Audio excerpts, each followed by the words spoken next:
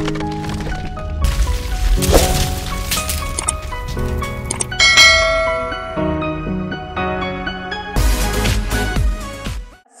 viewers, welcome back to Manzoor Naqib Information Channel. Today I am here with the big news for you.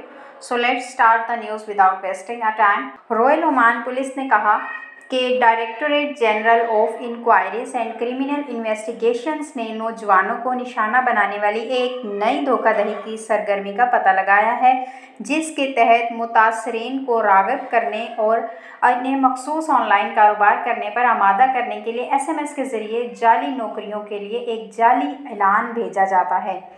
माली मुनाफा के लिए वापसी एक बार जब ये रकम इनके बैंक अकाउंट्स में मुंतकिल हो जाती है तो इन्हें फौरी तौर पर एक्सचेंज कंपनियों के ज़रिए दूसरी ऑफशोर अकाउंट्स में भेज दिया जाता है।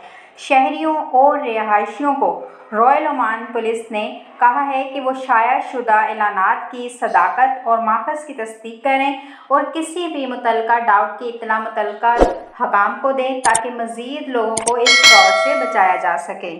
Thank you. अल्लाह हाफ़िज़।